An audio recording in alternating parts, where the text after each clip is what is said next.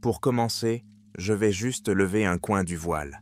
Un agent des services secrets a décidé de révéler quelque chose qui pourrait bien bouleverser notre vision de ceux à qui nous confions ce qu'il y a de plus précieux, la sécurité et l'avenir de tout le pays. Il affirme que lors d'une garde de nuit, il a été confronté à quelque chose d'incroyable. Le président, qui semblait être l'incarnation même de la force et de la volonté humaine, a soudainement retiré son masque, sous lequel se trouvait une peau écailleuse et d'effrayantes pupilles verticales. Mais que cachent ces mots, et à quoi cet homme a-t-il décidé de se résoudre après avoir compris que le plus haut dignitaire de l'État n'était peut-être pas un être humain? Pour obtenir des réponses, il faudra écouter jusqu'à la fin et découvrir jusqu'où va cette conspiration. Mon nom n'a pas d'importance, car je suis ici uniquement pour vous révéler la vérité telle qu'elle m'a été confiée par un agent des services secrets qui faisait autrefois partie du cercle restreint de la sécurité de la Maison-Blanche. Lorsque je l'ai rencontré pour la première fois, il avait un regard inquiet, plus éloquent que n'importe quel discours. Il regardait constamment autour de lui, comme s'il s'attendait à être suivi. Mais son histoire n'est pas simplement le récit d'un homme effrayé. Selon lui, il s'agit de la confession réelle d'un homme qui a révélé l'un des secrets les plus étranges liés à la Maison-Blanche. Et bien que le monde entier connaisse cet endroit comme la résidence officielle du président, peu de gens se doutent des secrets qui peuvent y être gardés, même en temps normal. Il a commencé à travailler dans les services de sécurité alors qu'il avait à peine plus de 20 ans. Tout jeune, plein d'énergie et prêt à défendre son pays, il a passé une sélection rigoureuse. L'officier que nous appellerons Mark aimait la discipline, l'entraînement au combat et les années d'études qui l'avaient formé. Il était fier d'avoir été jugé digne de servir dans le lieu le plus important du pays. Les années passèrent et Mark gravit les échelons, gagnant la confiance de ses supérieurs et se forgeant une réputation de professionnel intrépide. Vers le milieu de cette période, alors qu'il avait déjà pris ses marques, la Maison-Blanche traversait un nouveau mandat présidentiel. À cette époque, diverses rumeurs conspirationnistes circulèrent dans les couloirs. Certains affirmaient qu'il existait un passage souterrain inconnu s'enfonçant profondément dans le sol. D'autres murmuraient l'existence de collections secrètes d'artefacts qui auraient été cachés dans l'aile Est. Mais la plupart des officiers ne croyaient même pas à ces rumeurs, les considérant comme de simples légendes qui venaient égayer le rude quotidien des gardes. Mark lui-même n'accordait alors aucune importance à ces rumeurs. Mais tout a changé un soir pluvieux, lorsque son service tranquille s'est transformé en véritable cauchemar. Il était de garde cette nuit-là, qui avait commencé tout à fait normalement. L'ancien système de vidéosurveillance présentait parfois des perturbations. Mark devait donc faire le tour des couloirs de la Maison-Blanche avec une lampe de poche pour vérifier que tout était en ordre. Selon le règlement intérieur, il devait passer à certains endroits toutes les quelques heures, vérifier les enregistrements des détecteurs de mouvement et s'assurer que toutes les portes restaient sous surveillance. L'atmosphère était globalement calme. Seul le bruit de la pluie contre les fenêtres et les rares éclairs rendaient l'atmosphère un peu plus tendue. Il était bien après minuit lorsque Mark passa devant le bureau du président. À cette heure-là, le chef de l'État était généralement couché depuis longtemps ou dans ses appartements privés. Mais, à sa grande surprise, la lumière était allumée dans le bureau. Mark pensa que le président avait peut-être été retenu par la rédaction d'un discours ou de documents. Cela arrivait parfois.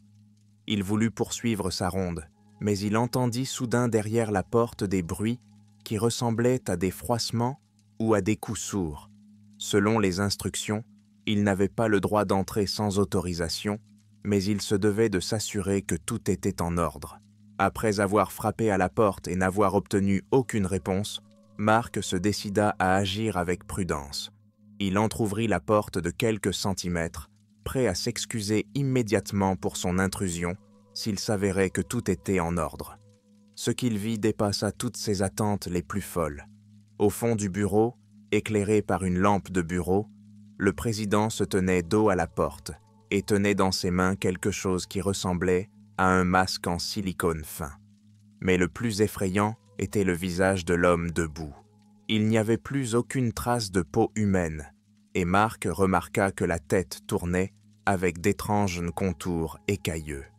Son cou était recouvert de reflets taudis vert brun, et lorsque le président se tourna de côté, ses yeux avaient en haut des pupilles verticales dans lesquelles brilla un instant une lueur jaune-verte. À ce moment-là, Marc pensa qu'il s'agissait d'un jeu de lumière, mais tout ce qui se passa ensuite confirma qu'il ne s'agissait ni d'une illusion d'optique. Le président se retourna brusquement, ayant apparemment perçu un mouvement de la porte. Son visage, ou plutôt son museau écailleux, reflétait un rictus évident, ou quelque chose qui ressemblait à un bref éclair de méchanceté. Sa bouche s'entr'ouvrit, ou s'ouvrit un peu plus que celle d'un être humain normal. Tout se passa si vite que Marc ne comprit pas immédiatement ce qu'il voyait. Craignant pour sa vie, il s'éloigna de la porte et courut dans le couloir, serrant la lampe de poche dans ses mains. Son cœur battait à tout rompre, et il lui semblait entendre les pas rapides de son poursuivant derrière lui. Mais le couloir était plongé dans un silence effrayant, seulement rompu par les coups de pluie sur les vitres. Marc eut du mal à maîtriser ses émotions. Il s'arrêta près de la sortie, donnant sur la cour intérieure, essayant de reprendre son souffle. « Peut-être que j'ai rêvé ?» tenta-t-il de se convaincre. « Peut-être que le président essayait un déguisement et que mon imagination m'a joué des tours ?» Mais son intuition lui disait que tout était bien réel. Il avait vu trop clairement la peau écailleuse, le brillant des pupilles jaunâtres, et ce masque en silicone dans les mains. Quelque chose de très étrange se passait dans les murs considérés comme le cœur de l'administration publique. Sa première réaction fut « Il faut prévenir mes supérieurs ». Mais le bon sens l'en empêcha. À qui ? Après tout, la sécurité présidentielle est supervisée par les plus hauts dignitaires, qui ne sont pas tous forcément humains, pensa Marc. Si le président n'est vraiment pas celui qu'il prétend être, qui sait combien d'autres personnes comme lui ont infiltré le système? La peur paralysait l'esprit de l'officier, et il décida de se taire pour l'instant, de retourner dans sa chambre et de réfléchir à la suite. Arrivé dans la salle de repos du personnel, Marc y resta assis presque jusqu'au matin, sans trouver le repos. Aucun de ses collègues ne remarqua son état. Les gardes de nuit sont souvent épuisantes. Beaucoup somnolents ou regardent leur téléphone. Marc savait qu'il ne pouvait pas ignorer ce qui s'était passé. Mais était-il assez fort pour défier le président lui-même? Et quel argument pouvait-il avancer? Dire qu'il avait vu le président retirer son masque? Cela semblait fou. Mais laisser passer cela lui semblait être une trahison. Le même jour, l'officier commença à interroger discrètement certains de ses collègues pour savoir s'ils avaient bien remarqué quelque chose d'étrange dans le comportement du président. Bien sûr, il n'a pas exprimé ses soupçons farfelus, mais a simplement laissé entendre qu'il avait récemment vu des ombres étranges dans les couloirs, entendu dire que le président restait travailler la nuit, mais que son bureau dégageait une odeur inhabituelle. Cependant, la plupart d'entre eux ont simplement répondu « Qui sait, peut-être qu'il a juste des réunions secrètes, ou peut-être qu'il aime travailler dans le calme et la tranquillité. » Mais un collègue avec lequel Marc était assez confiant s'est soudainement tendu, a regardé autour de lui et a dit « Fais attention, mon pote, ici, il y a des caméras et des oreilleuses partout. Sortons plutôt, allons faire un tour dans la cour. » Dans la rue, ce collègue, que nous appellerons Paul, avoua « Je n'ai pas vu ce dont tu parles, mais j'ai remarqué quelque chose d'étrange. Plusieurs fois, j'ai fait le guet devant l'ascenseur qui mène aux locaux souterrains. D'habitude, seuls les techniciens y descendent, pour vérifier les installations techniques. Mais une nuit, j'ai vu le président descendre là-bas, sans aucune escorte. J'ai voulu l'arrêter, mais j'ai pensé qu'il devait avoir ses raisons. Et quand il est remonté environ une demi-heure plus tard, il tenait dans ses mains un petit conteneur métallique. Il est sorti, m'a regardé, et j'ai senti un froid glacial m'envahir. J'ai eu l'impression qu'il me regardait d'un regard inhumain. Je ne sais toujours pas comment l'expliquer, mais j'ai eu l'impression que tout s'était retourné en moi. C'était comme si son regard avait glissé directement dans mon cerveau.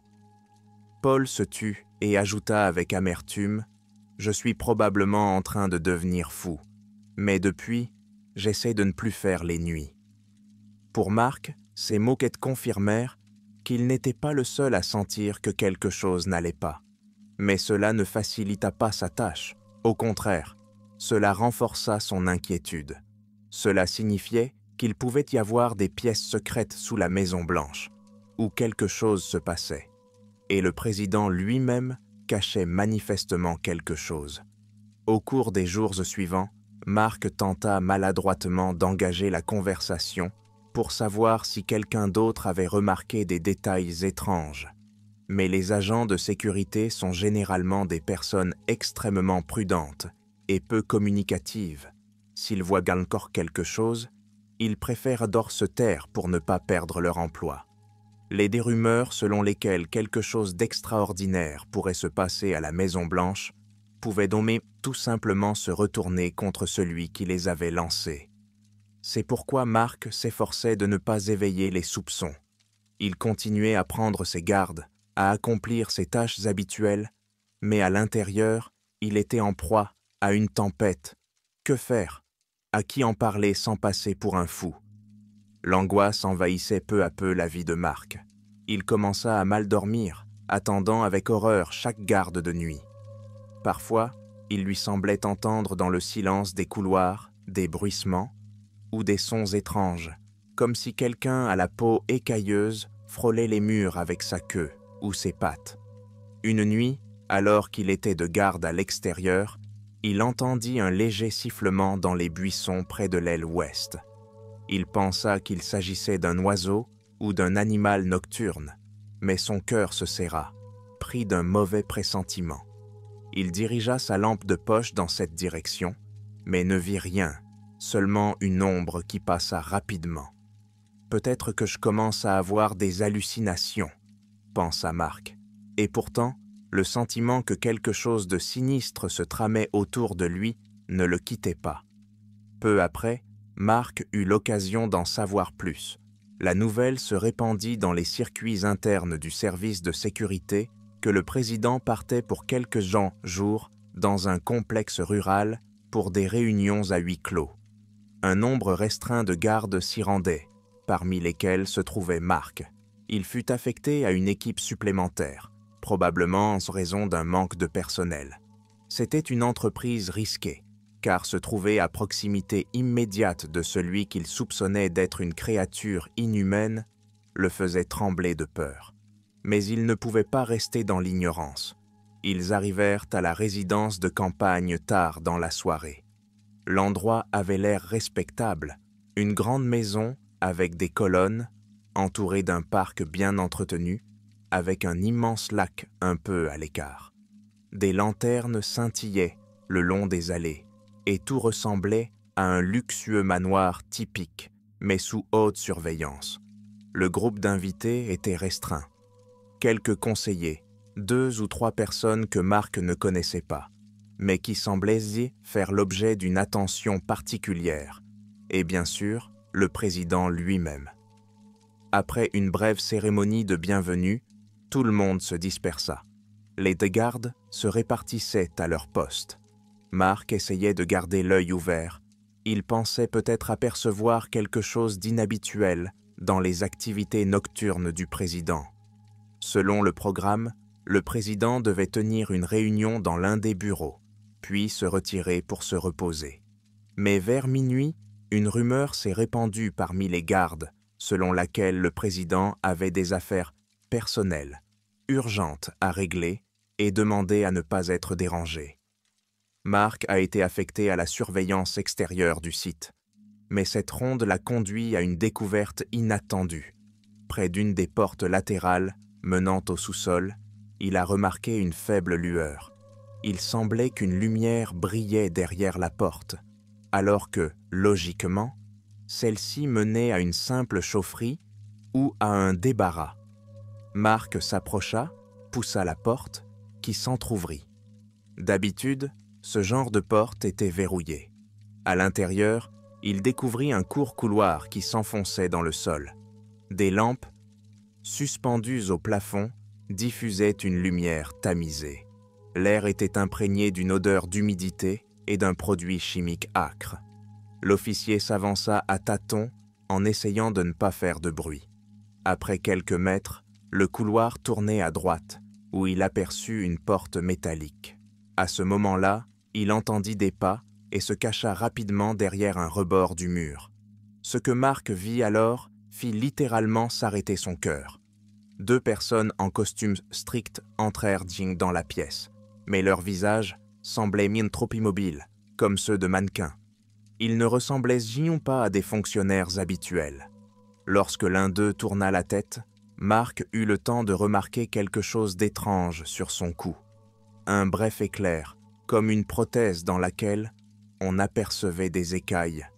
Le second tenait dans sa main une sorte d'appareil électronique d'où émanaient de légères lueurs verdâtres. Il parlait à voix basse, mais Mark comprit quelques de mots. Le protocole de la réunion est prêt.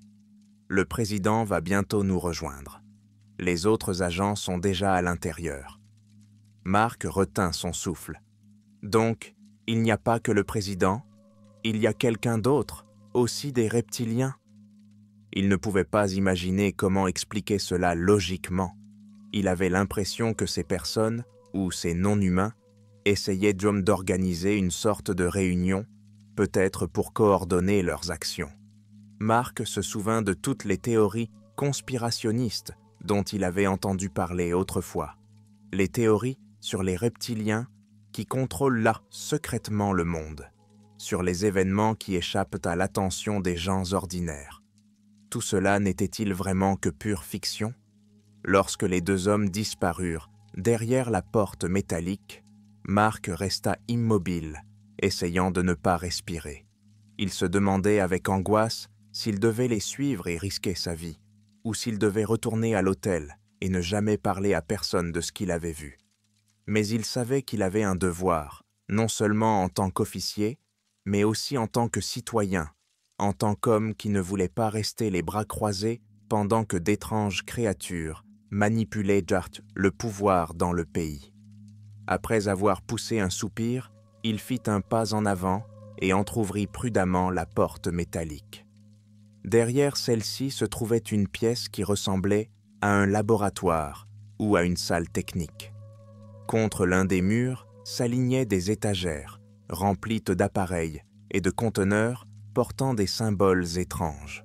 Au milieu se trouvait un grand écran sur lequel tournait un schéma qui, à en juger par ses contours, semblait représenter le plan de la Maison Blanche et des communications adjacentes.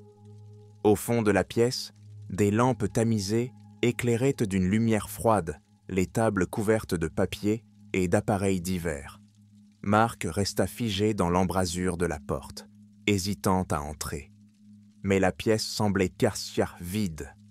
De toute évidence, les 2 inconnus avaient continué leur chemin dans le labyrinthe de couloirs. L'officier s'approcha rapidement d'une des tables. Il y avait là plusieurs feuilles avec des combinaisons incompréhensibles de chiffres et de mots qui ne lui disaient rien. Mais quelque chose attira son attention. Parmi les papiers se trouvait un sachet transparent contenant un morceau de peau, manifestement non humaine, recouverte de fines écailles. Mark frissonna. On dirait un morceau de masque, mais pas comme ceux qu'on porte à Halloween, quelque chose d'autre, comme une partie d'un vrai corps qu'on enlève et qu'on enfile comme un gant. Il sentit un frisson lui parcourir le corps. Ils peuvent changer d'apparence en utilisant non pas un simple costume, mais une sorte de biotechnologie. Cela expliquait comment le président pouvait avoir l'air d'un homme ordinaire à un moment donné, puis révéler toute sa nature reptilienne. Sur l'une des tables se trouvait un dossier sur lequel était écrit « Secret, plan de remplacement systématique ». Mark n'eut pas le temps de l'examiner attentivement. Il l'ouvrit seulement et vit qu'il contenait des photos de personnes, parmi lesquelles se trouvaient des personnalités connues de la direction du pays, des ministres, des fonctionnaires influents, des juges. Sous les photos figuraient de brèves notices biographiques, et certaines étaient accompagnées de notes rouges, telles que « approuvé » ou « remplacé ». Il n'y en avait pas beaucoup, mais elles étaient validées présentes. Qu'est-ce que cela signifiait? Remplacé par qui? Une hypothèse traversa l'esprit de Mark.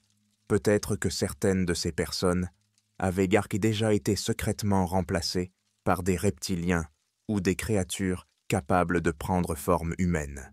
À peine eut-il formulé cette pensée qu'il entendit des pas sourds derrière le mur. Quelqu'un approchait. Une petite fenêtre dans la porte de la pièce permettait d'apercevoir des ombres en mouvement. Mark referma précipitamment le dossier et se précipita vers l'interrupteur près de l'entrée. Il éteignit la lumière du laboratoire et se cacha derrière une haute armoire métallique. La poignée de la porte tourna. Le président apparut sur le seuil, mais son visage n'arborait plus son habituel masque humanoïde. Mark revit sa peau écailleuse et verte, ses pupilles verticales et ses paupières fines et mi-closes. Le président marchait d'un pas assuré, ses mouvements rappelant ceux d'un félin, et sa bouche entr'ouverte laissait apparaître des dents acérées. Deux de ces hommes en costume strict le suivirent. Ils parlaient dans une langue incompréhensible et sifflante, dans laquelle Mark distinguait quelques consonnes, comme si elles provenaient des profondeurs d'un appareil vocal étranger. Le président, ou la créature qui occupait sa place, se dirigea vers la table. Après avoir pris le dossier contenant les photos, il sembla à Mark qu'il y jeta un coup d'œil et poussa un grognement sifflant. Puis il se tourna vers les autres et dit d'un ton sec « L'opération se déroule comme prévu. Nous continuons à remplacer les personnages clés, mais pour la suite, nous devons nous assurer de leur loyauté totale. Si l'un de nos agents éveille des soupçons, il faut agir immédiatement. Le moment est proche. » La voix était sourde et avait même une résonance métallique. Le cœur de Mark battait à tout rompre. Il comprenait que sa vie ne tenait plus qu'à un fil. Si l'un des reptiliens détectait son odeur ou entendait sa respiration, il serait démasqué. Mais sa rage était bien plus forte que sa peur. Alors tout est vrai. Les reptiliens existent, ils infiltrent le pouvoir et remplacent les humains.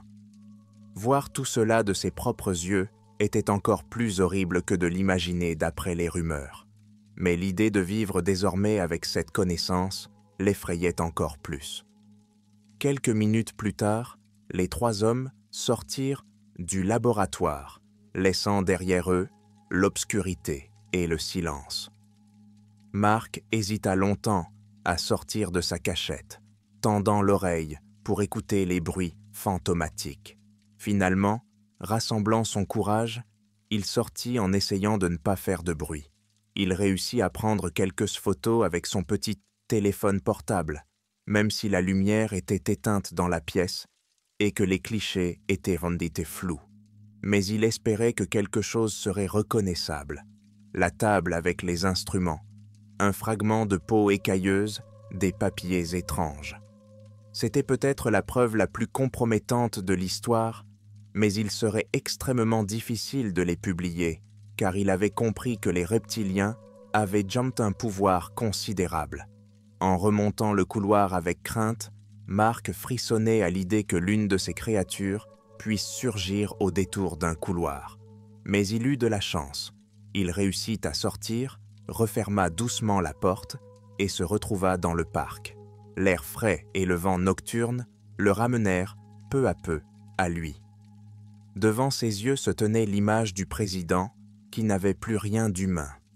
Et si les autres avaient remarqué la disparition de Mark et deviné qu'il avait vu quelque chose? Cette nuit-là, Mark ne ferma pas l'œil.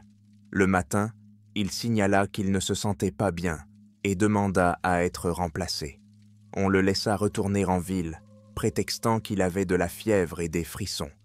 En réalité, il était rongé par la peur et la conscience d'avoir été témoin du complot le plus incroyable et le plus effrayant dont on puisse entendre parler dans les théories les plus folles. Sur le chemin du retour, il se demandait quoi faire de ces photos et de ces maigres informations. D'un côté, il avait envie de s'adresser à des médias indépendants pour révéler publiquement toute la vérité. D'un autre côté, il comprenait que l'espace médiatique, en particulier au plus haut niveau, était en grande partie contrôlé par des forces puissantes. Et si les reptiliens avaient en idée réussi à occuper des postes clés au sein du gouvernement, ils pouvaient donc très probablement influencer l'actualité. Il n'était pas exclu qu'il soit démis de ses fonctions, déclaré fou ou même éliminé sous le prétexte d'une attaque inconnue ou d'un accident tragique. Après plusieurs jours de réflexion, Mark a pris le risque de raconter ce qu'il avait vu à la seule personne en qui il avait une confiance presque aveugle. Il s'agissait d'une vieille connaissance, une ancienne analyste dans un institut indépendant que nous appellerons Jane. Elle n'était pas officier, mais avait consacré de nombreuses années à l'étude des théories sur le gouvernement secret, les sectes et les communautés fermées. La rencontre eut lieu à la périphérie de la ville, dans une ruelle sombre. Mark sortit ses photos, même s'il savait que Jane ne disposait pas de toutes les relations nécessaires. Cependant, il pensait qu'elle pourrait le mettre en contact avec des personnes prêtes à se lancer dans une telle révélation.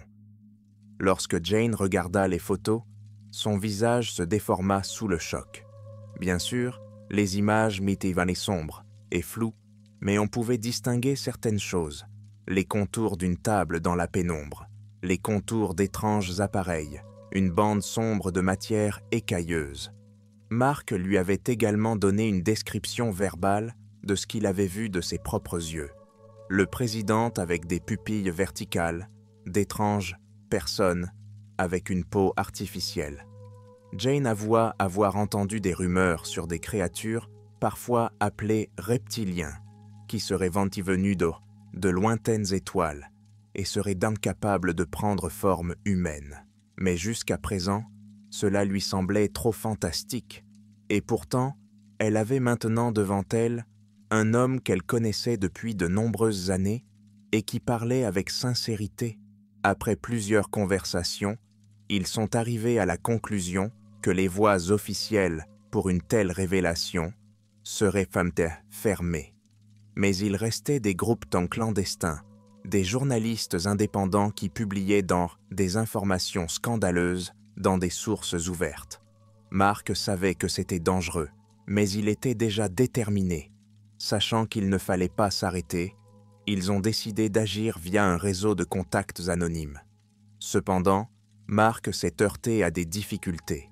Dès qu'il essayait d'accéder à une grande plateforme alternative ou de transmettre des informations à des blogueurs ayant une large audience, le chemin s'interrompait soudainement. Les gens cessaient de communiquer ou déclaraient avoir reçu des menaces. Pendant ce temps, des changements inquiétants se produisaient à la Maison-Blanche. Des rumeurs circulaient, selon lesquelles le président renforçait considérablement le contrôle de la sécurité et instaurait de nouveaux systèmes de badges et de contrôle, soi-disant en raison de menaces extérieures croissantes. Mark pensait que la véritable raison était la peur des reptiliens face à une fuite d'informations. Ils avaient clairement senti que quelqu'un s'était infiltré dans leurs coulisses. Chaque jour, la situation devenait plus tendue. Paul, le collègue en qui Mark avait confiance, avait soudainement disparu. Ses collègues disaient qu'il avait pris des congés exceptionnels, puis démissionné sans dire au revoir. Mais Mark doutait que ce soit aussi simple que cela. Il lui semblait que Paul avait pu être éliminé ou remplacé par un reptilien. Il n'était désormais plus sûr qu'il soit encore en vie. Peu après, la direction a commencé à convoquer Mark lui-même pour des entretiens. On lui a d'abord demandé pourquoi il s'intéressait aux déplacements nocturnes du président, puis on l'a interrogé sur ses contacts en dehors du service. Ils ont même mentionné qu'il présentait des signes de tension nerveuse. Mark comprit qu'il était devenu l'objet d'une surveillance étroite, et un jour, il sentit qu'il ne pouvait plus rester. Soit il disparaissait, comme Paul, soit il devait s'enfuir. Choisissant la deuxième option, Mark prit ses affaires dans son bureau, détruisit tous ses notes et quitta la ville cette nuit-là. Cette fuite ne fut pas facile. Sur la route, il était suivi par une étrange voiture noire qui semblait surgir de nulle part et disparaître tout aussi soudainement. À plusieurs reprises, il remarqua dans des motels routiers, des établissements situés le long de l'autoroute, des hommes en costume strict qui l'observaient, sans tenter de s'approcher. Mais leur surveillance silencieuse l'effrayait. Il a dû changer souvent d'itinéraire pour semer ses poursuivants. Jane est de rester en contact, mais elle a également reçu des menaces de la part d'inconnus qui lui ont demandé de ne pas entrer en contact avec le faux témoin. Finalement, Mark s'est retrouvé dans une région reculée, où il a trouvé une petite maison et s'est caché, essayant de comprendre comment continuer à vivre. Mais il n'avait pas l'intention de rester tranquille. À l'aide des canaux qui lui restaient, il a commencé à partager son histoire avec de petits blogueurs qui publiaient dans de longs textes non censurés sur des plateformes indépendantes. Le problème était que ces sites rassemblaient une multitude de contenus, souvent de qualité douteuse, de sorte que son récit se perdait parmi d'autres sensations et super théories. L'officier était amer de savoir que le monde pouvait le considérer comme un simple fou qui raconte des histoires d'extraterrestres. Cependant, avec le temps, certains lecteurs ont commencé à prêter attention aux détails fournis par Mark. Il décrivait la structure interne de la Maison-Blanche, parlait des mesures de sécurité, des habitudes nocturnes du président et des couloirs souterrains secrets, des choses qui ne sont généralement pas connues des étrangers. Puis, soudain, des informations ont commencé à apparaître dans les médias selon lesquelles plusieurs hauts fonctionnaires de l'administration avaient quitté leurs fonctions de manière précipitée. Les déclarations officielles faisaient état de raisons personnelles et de la non-courte nécessité de consacrer du temps à leur famille, mais il était suspect que ce soit de ceux qui côtoyaient le président au quotidien qui partaient. Dans ses publications, Mark affirmait qu'il ne s'agissait pas d'une simple coïncidence, mais des conséquences de processus occultes. Il a écrit que les reptiliens nettoyaient méthodiquement le personnel, éliminant tous ceux qui pourraient les dénoncer ou les gêner. Il a ensuite ouvertement laissé entendre que le président, que tout le monde voit à la télévision, n'était peut-être pas un être humain. Enfin, il a révélé leur objectif: remplacer les personnalités politiques clés et les hommes d'affaires influents afin de créer leur propre réseau dans lequel de moins en moins de personnes de réel occuperaient les postes les plus élevés.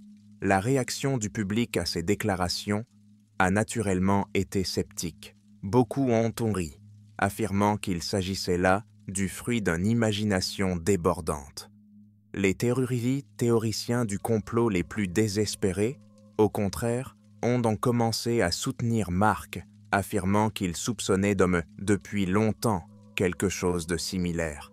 Il en est résulté un groupe de personnes cherchant un moyen de prouver ou de réfuter les propos de Mark. Mais hélas, lorsque certains d'entre eux ont tenté d'obtenir des preuves, ils se sont heurtés à un mécanisme de secret impénétrable. La Maison-Blanche a fait des déclarations officielles affirmant que tout cela était absurde et calomnieux. Le service de presse a déclaré que le président et ses collaborateurs travaillaient donc normalement. et que personne ne remarquait de problème au sein de l'administration. Parallèlement, les médias ont discrédité Mark. Ils ont ressorti toutes les petites fautes de son dossier personnel, laissant entendre qu'il avait démissionné pour raisons psychologiques et qu'il souffrait probablement d'un trouble de la personnalité. Les photos qu'il tentait de publier ont été officiellement qualifiées de « Tom faux » et de graphiques maladroits. Même ceux qui soutenaient auparavant l'officier ont commencé à douter. Peut-être qu'il n'était vraiment pas lui-même. Pendant que cette lutte publique pour la vérité faisait rage, un cercle de danger se resserrait autour de Mark. Des inconnus ont commencé à enfoncer la porte de sa maison lorsqu'il n'était pas là. Les voisins racontaient avoir vu des gens dans une voiture noire. S'il n'avait pas pris de précautions, en quittant la maison pendant une journée et en passant la nuit chez des amis, il aurait peut-être été arrêté depuis longtemps. La nuit, il faisait des cauchemars. Le président, sous l'apparence d'un reptile effrayant, tendait ses pattes vers lui et sifflait dans une langue incompréhensible. Il se réveillait en sueur, suffoquant de peur. Un soir, Mark reçut un message urgent de Jane. « Sois prudent. J'ai entendu dire qu'il préparait Andy quelque chose pour te détruire. » Jane ne dit pas d'où elle tenait cette information, mais Mark sentit qu'il ne s'agissait pas de paroles en l'air. Il décida qu'il ne pouvait plus rester dans son pays natal, où les reptiliens disposaient de ressources illimitées. Aussi effrayant que cela fut de tout abandonner, il comprit que sa seule chance de s'en sortir était de partir à l'étranger, où leur influence était peut-être moins forte. Après avoir rassemblé ses affaires, il tenta de quitter la maison sans faire de bruit. Mais lorsqu'il quitta la ville, sa voiture fut à nouveau prise en chasse par la même voiture noire. À un moment donné, sur la route nocturne, ses poursuivants tentèrent de le percuter pour le pousser sur le bas-côté. Une course-poursuite dangereuse s'engagea, les phares fendaient dans l'obscurité, le moteur vrombissait sous la charge. Mark comprit que s'il se faisait prendre, il était perdu. Toutes ses tentatives pour dire la vérité seraient vaines. Mais, rassemblant toute sa volonté, il fit une manœuvre brusque, éteignit ses phares et s'engagea sur une route de campagne. Ses poursuivants le dépassèrent, le perdant de vue. Il réussit ainsi à s'échapper une fois de plus. Mark poursuivit son chemin en essayant de changer de direction, traversa de petits villages, paya en espèces dans les stations-service pour ne pas laisser de traces. Sur la route, il se souvint de sa première rencontre avec ce cauchemar, comment il avait failli se pisser dessus de terreur en voyant le masque humain dans les mains du président. Et maintenant, tout cela s'était transformé en une conspiration colossale, impliquant non seulement le chef de l'État, mais aussi de nombreuses autres personnalités, remplacées depuis longtemps ou récemment. Il ne restait plus qu'à deviner quels étaient sur les plans finaux des reptiliens. Peut-être veulent-ils contrôler totalement la politique du pays, ou peut-être préparent-ils le terrain pour exercer une influence plus importante dans le monde. Mark supposait que si une telle race était capable d'évoluer secrètement, en changeant d'apparence, elle pouvait le faire depuis des siècles, en occupant des postes clés dans différentes sociétés. On comprend alors pourquoi les tentatives de dénonciation échouent à chaque fois. Les reptiliens disposent d'énormes ressources, de relations et de personnes au sein des services de secret, qui répriment rapidement toute fuite. Après s'être enfui à l'étranger, Mark s'est installé dans un endroit tranquille, où il a essayé de rester anonyme. Il a continué à écrire des textes révélateurs, ne restant en contact qu'avec quelques personnes de confiance, dont Jane. Peu à peu, il a pris conscience qu'une attaque directe contre la Maison-Blanche était inutile. Même s'il révélait sa position et fournissait des photos et des documents, la machine de propagande et les structures officielles auraient rapidement renversé la situation en le déclarant traître ou malade mental. Et dans un contexte où la classe dirigeante elle-même est corrompue, il ne fallait pas compter sur une aide venant de l'intérieur. Cependant, parmi les lecteurs de ces notes, certaines personnes étaient blindées prêtes à prendre des risques personnels. Un petit groupe de journalistes indépendants a lancé sa propre enquête. Ils ont réussi à obtenir des preuves indirectes, des analyses ADN anormales, bien que sans nom de propriétaire, des relevés d'entrée nocturne dans les locaux souterrains de la Maison-Blanche, des témoignages de personnes ayant rencontré des individus au regard froid et vide. Mais tout cela n'était que des fragments d'un puzzle. L'opinion publique était loin d'exploser. Trop peu de gens sont prêts à croire à l'existence de reptiliens au sommet du pouvoir tant qu'ils ne l'ont pas vu de leurs propres yeux.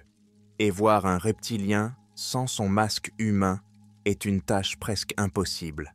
Ils sont extrêmement prudents, et ceux qui les gênent sont généralement rapidement éliminés. Mark a finalement été confronté à des sentiments contradictoires. D'un côté, il a ressenti une profonde déception en voyant à quel point il était difficile de faire bouger le système. D'autre part, il a trouvé en lui une ténacité extraordinaire. Il comprenait que même s'il n'y arrivait pas, ses récits pourraient être l'étincelle qui, un jour, allumerait une grande flamme.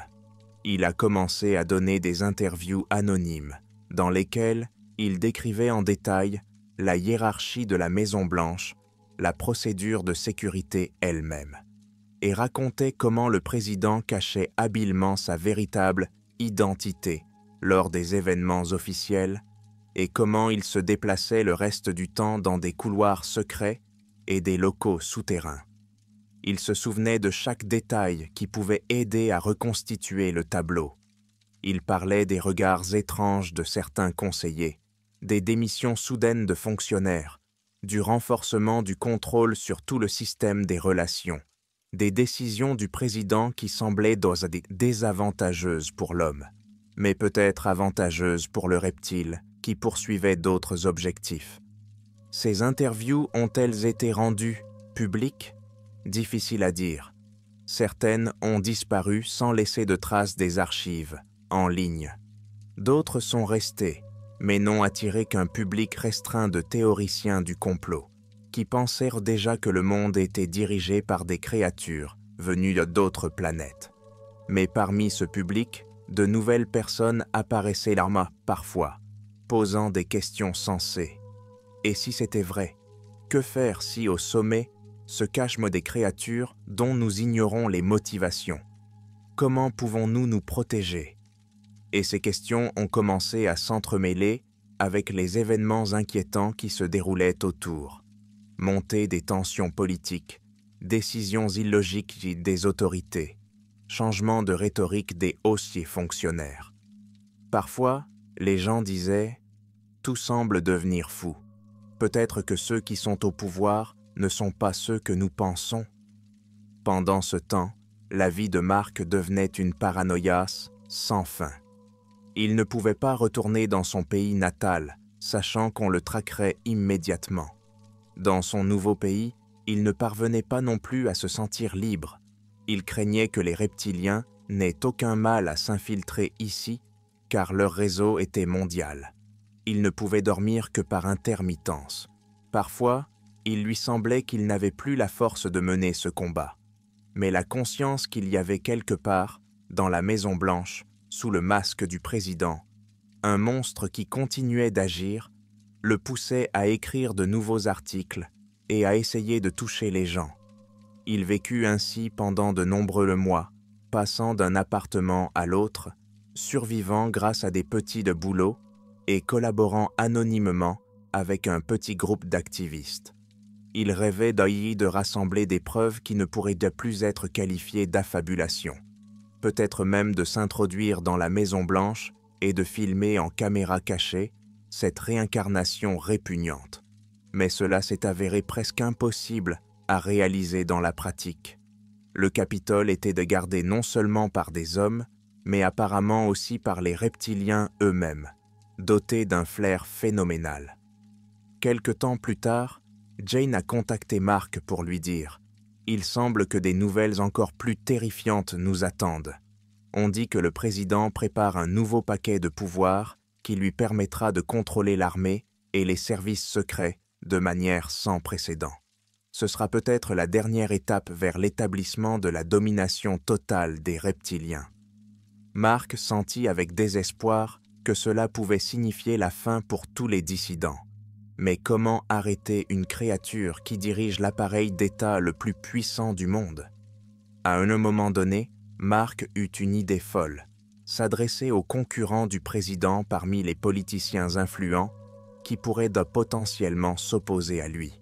Mais il comprit rapidement que beaucoup d'entre eux pouvaient eux aussi ne pas être des humains, mais des reptiliens ou des marionnettes. Il était impossible de s'approcher de véritables opposants s'il y en avait. Sous le poids du stress accumulé, Mark a décidé de s'exprimer une dernière fois en public et de révéler toute son histoire devant la caméra. Il est apparu en direct sur un site web indépendant, a allumé sa webcam et, montrant son visage, a déclaré haut et fort « Je suis un agent des services secrets qui a servi à la Maison-Blanche. J'ai vu la terrible vérité. Le président n'est pas un être humain. J'ai moi-même vu son apparence reptilienne. Je suis au courant d'un plan secret visant à remplacer des personnalités importantes. Si les gens ne prennent pas conscience de ce qui se passe, nous risquons de perdre notre pays et notre avenir. » Il était resté en direct pendant environ une demi-heure, à raconter ses gardes de nuit, parler du laboratoire et des sinistres couloirs souterrains. Il alla montrer plusieurs photos et quelques documents. Il a raconté comment il était poursuivi, comment ses connaissances disparaissaient. À un moment donné, la transmission a commencé à bugger, la connexion a été coupée, mais il a réussi à faire passer son message principal. Des milliers de personnes ont regardé cette émission et beaucoup ont écrit dans les commentaires que c'était la chose la plus folle qu'ils aient jamais entendue. Certains ont ri, d'autres l'ont soutenu, d'autres encore l'ont maudit et traité de fou. Mais le simple fait d'une telle déclaration publique a fait trembler les médias. Peu après, la diffusion en direct a été coupée. Mark s'est alors enfui, sachant pertinemment qu'il avait été repéré. Il a retiré sa carte SIM, changé de moyen de transport et s'est fondu dans la foule, essayant de se perdre parmi les gens. Il savait que les reptiliens pouvaient le localiser à partir de presque n'importe quelle trace numérique. Il craignait donc à chaque instant d'être démasqué. Mais maintenant, au moins une partie de la vérité est déjà enregistrée, publiée sur Internet et conservée sur des ordinateurs partout dans le monde. Que certains considèrent cela comme un conte de fées, mais il y en aura toujours qui sauront assembler toutes les pièces du puzzle. Dans ses derniers messages, envoyés à des personnes de confiance, Mark a écrit « Si quelque chose m'arrive, sachez que je n'ai pas menti. Les reptiliens existent. Ils agissent dans l'ombre et occupent les plus hautes fonctions. Le président n'est qu'un d'entre eux. Un taux. Je ne sais pas combien ils sont. Je ne sais pas comment les vaincre complètement. Mais j'espère que si les gens ouvrent les yeux et unissent leurs efforts, la vérité ne pourra plus être cachée. J'ai fait ce que j'ai pu. Depuis, il a disparu. Personne ne sait s'il a été enlevé ou s'il s'est caché encore plus profondément. Des rumeurs ont couru, selon lesquelles il aurait été vu à l'autre bout du monde, comme s'il avait réussi à se rendre sur un autre continent dans l'espoir de reprendre la lutte. Une version prétend que les reptiliens l'ont rattrapé et se sont débarrassés de lui en simulant un accident. Quoi qu'il en soit, ces récits sont restés sur Internet, officiellement réfutés, mais pas oubliés par les amateurs de théories du complot. Et les questions restent en suspens. Et si cet officier avait vraiment vu ce dont on ne parle pas à voix haute? Et si les dirigeants les plus influents n'appartenaient jamais pas à l'espèce humaine? Et si oui, quel but poursuivent-ils en occupant le fauteuil présidentiel à la Maison-Blanche? Après avoir visionné les enregistrements et lu ses textes, nombreux sont ceux qui affirment que son histoire provoque un frisson inexplicable. Ses partisans y voient là pour la preuve de la présence des reptiliens, les sceptiques n'y croient pas et considèrent tout cela comme un mythe savamment orchestré pour jouer sur les peurs les plus sombres. Quoi qu'il en soit, les gens ont commencé à prêter davantage attention aux rares remarques du président, odieux reflets dans les miroirs lors de ses discours, où, selon certains, des traits serpentins auraient apparu pendant une fraction de seconde, à ses décisions étranges, contraires à la logique des citoyens ordinaires. Et qui sait ce que tout cela donnera demain? Peut-être que les reptiliens continueront à étendre leur influence jusqu'à ce qu'il soit trop tard et que l'humanité se rende compte que quelqu'un d'autre est au pouvoir depuis longtemps. Ou peut-être que le grain de vérité semé par le récit de Marc percera à travers les moqueries et le voile de mensonges et fleurira en une révélation qui bouleversera le monde. Mais ce que notre officier a vu une nuit, les pupilles verticales qui brillaient sous la peau humaine mensongère, cela ne pourra être effacé de l'histoire.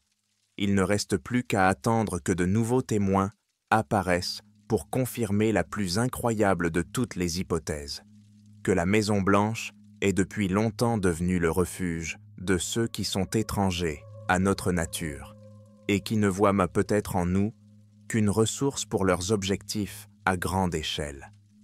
Ainsi se termine le récit, qui sonne comme la révélation d'un homme qui, un jour terrible, a découvert que le dirigeant suprême n'était peut-être pas celui qu'il semblait être en public. Et si Marc disait la vérité, il ne nous reste plus qu'à regarder autour de nous, à écouter les bruits étranges dans les couloirs du pouvoir et à nous poser la question principale. Le monde est-il vraiment gouverné par des reptiliens qui n'attendent que nous acceptions sans broncher que ce n'est qu'une théorie du complot à laquelle il ne faut pas croire?